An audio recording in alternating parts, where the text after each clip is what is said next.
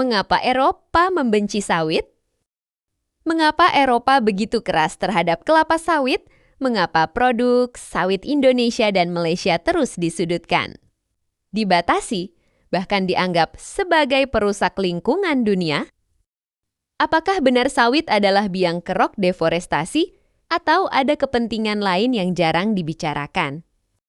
Mari kita bongkar satu per satu. Awal mula konflik sawit vs Eropa. Kelapa sawit adalah komoditas strategis dunia, lebih dari 70%.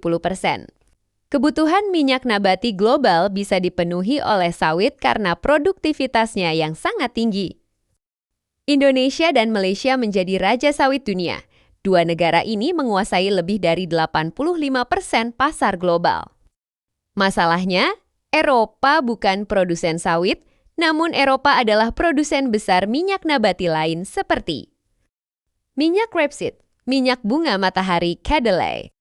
Ketika sawit masuk pasar Eropa dengan harga lebih murah dan produksi lebih efisien, petani Eropa terancam, disinilah konflik dimulai. Sawit lebih efisien, lebih murah, lebih produktif, mari kita bandingkan. Untuk menghasilkan 1 ton minyak, sawit hanya butuh 24 kedelai butuh 2 hektar bunga matahari, 1,5 hektar rapeseed or meter. Artinya apa? Sawit 8 kali lebih produktif dibanding kedelai, namun anehnya, justru sawit yang dituduh sebagai perusak lingkungan. Mengapa? Isu lingkungan. Fakta atau alat tekanan, Eropa sering menuduh sawit menyebabkan deforestasi, kebakaran hutan, kepunahan satwa liar, perubahan iklim. Sebagian tuduhan memang pernah terjadi, terutama di masa lalu, namun pertanyaannya, apakah hanya sawit yang menyebabkan kerusakan lingkungan? Faktanya, perluasan kedelai di Amerika Selatan menghancurkan Amazon Red dan gandum di Eropa juga mengubah hutan menjadi ladang industri peternakan. Eropa menyumbang emisi besar. Tetapi mengapa hanya sawit yang diserang habis-habisan? Standar ganda. Eropa menerapkan standar lingkungan yang sangat ketat untuk sawit. Sertifikasi rumit, pelabelan negatif, pembatasan impor, larangan sawit untuk biofuel, sementara minyak nabati lokal mereka tetap disubsidi, tetap dipromosikan, tetap dilindungi. Inilah yang disebut banyak negara sebagai greenshoeness, perlindungan ekonomi yang dibungkus isu lingkungan. Politik biofuel dan kepentingan energi. Uni Eropa pernah menggunakan sawit sebagai bahan biofuel, namun ketika produksi rapeseed Eropa tidak mampu bersaing harga, aturan pun berubah.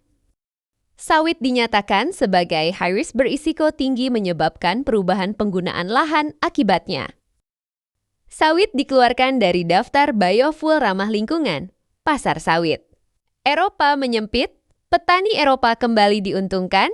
Apakah ini murni lingkungan atau strategi dagang terselubung? Media dan kampanye hitam, LSM lingkungan di Eropa gencar membuat kampanye video. Orangutan kehilangan habitat, iklan palm oil kills, produk berlabel palm oil free, masalahnya. Publik Eropa tidak diberi konteks lengkap. Tidak dijelaskan bahwa mengganti sawit justru butuh lahan lebih luas tidak host. Bahwa boykot sawit bisa meningkatkan deforestasi global, tidak disebutkan jutaan petani kecil bergantung pada sawit. Narasi dibangun satu arah, sawit jahat dampaknya bagi Indonesia. Sawit bukan sekadar bisnis, sawit adalah sumber penghidupan. 16 juta orang, tulang punggung ekonomi desa, penyumbang devisa terbesar sektor migas. Ketika sawit diserang, petani kecil paling menderita, harga tebes turun, kemiskinan meningkat. Ironisnya, negara-negara yang menyerang sawit justru telah lama merusak lingkungannya sendiri sejak revolusi industri. Perubahan mulai terjadi. Kini, dunia mulai sadar, beberapa negara mulai mempertanyakan mengapa sawit diperlakukan tidak adil. Mengapa? Eropa menentukan standar sepihak, Mengapa produk mereka selalu dianggap paling hijau?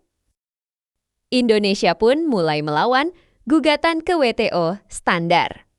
Sawit berkelanjutan ISPO, diplomasi dagang global, perlawanan ini bukan untuk merusak lingkungan, melainkan untuk keadilan global.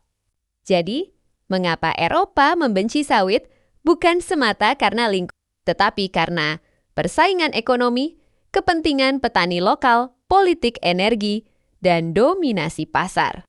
Lingkungan dijadikan alasan, namun kepentingan ekonomi tetap yang utama.